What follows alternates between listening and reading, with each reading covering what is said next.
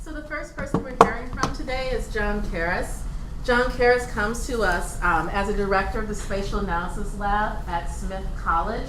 And he is here today, talking about one of our programs, which is the AIRLab program, which looks at not only the critical importance and impact of drones and the growth of drone programs and the drone use by sort of regular people, but also thinks about how we can learn more about things like drones by actually playing with them and touching them and talk, wow, right. So, yeah. He's got the stuff, I'm going to sit down.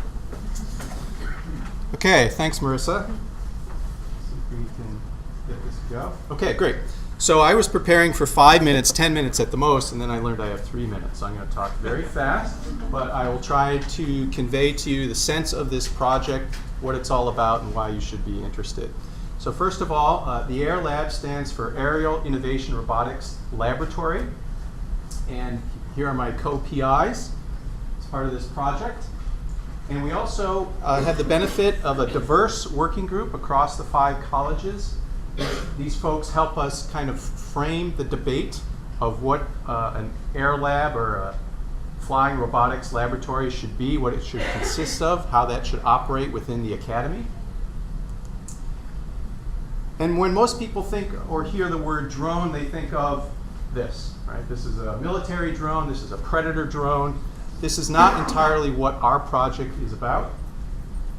It's really about small UAVs or unmanned aircraft that our students and faculty can design, build, experiment with, tinker, and begin to engage the debate on how these are influencing our society. And they are not without controversy as well, right? We have the military kind of framework that's constantly over our heads that's been conflated with civilian drones, and we take that into account in our discussions and how we are proceeding forward. But this is our main focus. I hit the wrong button. Right? When you do stand in front of a group, you kind of check your brain at the door, right? I'm certain you've done that. So there we go. Okay, thank you, Jeffrey. Probably don't want me flying drones near you. Okay. So we began our project. The first phase of our project occurred this summer with that working group. We met 4 times, and one of the first things we had to do was define the vocabularies through a humanistic lens. How were we going to approach this project? And here's your DH Wordle, obligatory Wordle, that gives you an idea of what we are wrestling with in these conversations. We also developed and continue to develop a corpus, and this helps us identify the major themes of this project. Some of those themes are, who owns the sky? Okay. We don't think about this as much anymore, but I guarantee you're going to be thinking about this in the next couple of years. We are at the tipping point, we are reliving the tipping point that was occurring at the dawn of aviation. One of those proposals at that time was maybe aeroplanes should only fly through public rights of way. Here we have an aeroplane, a demonstration flying down Washington, D.C. Any ideas what this building is? The West Wing. Another theme is privacy and surveillance. Imagine this is your backyard. In fact, it's my backyard. And this shows up. Who's operating this?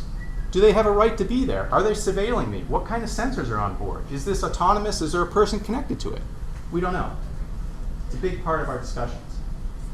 Obviously, you've probably heard that Google, Facebook, Amazon are getting into the drone business. This is the commercialization of our airspace. This guarantees we will be living with drones.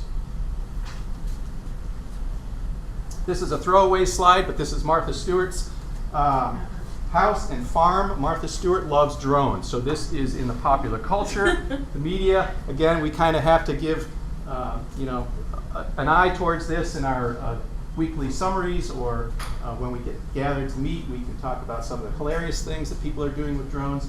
And Martha is part of our society, whether we like it or not. Do I have time to show this clip, do you think? Nope? Okay. There's a great clip here. Maybe we can show it later in the Q&A, but this is where the genesis of this project came.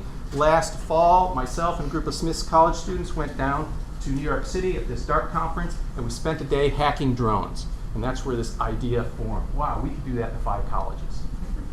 I don't necessarily think it's good or bad. It can be used for good or bad. Well, it's a great clip. I'll share that later. Let me circle back to the AIRLab. This is what we mean by an AIRLab. This is a hacker space, a maker space. We want students and faculty in the 5 colleges to come and engage. We want them to build drones, design drones. As I said, we want to study drones as objects, and we want to be able to develop drones as tools for our use, for our exploration, for our data gathering. Another throwaway slide with my happy research students designing a fixed-wing drone.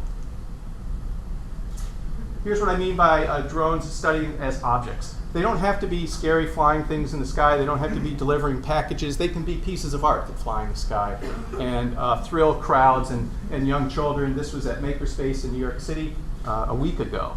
And I met this gentleman who is building and decorating and articulating and changing the way we perceive and use drones. Here's how we can use drones as a tool within the artistic community. This is a graffiti drone. Again, your imagination is limitless when it comes to what you can use these devices for. And this is what really excites us in this project. We've also discovered there's research out there that suggests that drones aren't scary if you dress them up as fairies. And you put them in Shakespeare. Okay? They can be in theater, film, you name it. Drones can be friendly. Finally, thanks. Probably my 3 minutes are up, but I would like to thank the Five College Digital Humanities Steering Committee that did support this project that was initially designed to fail. Thanks.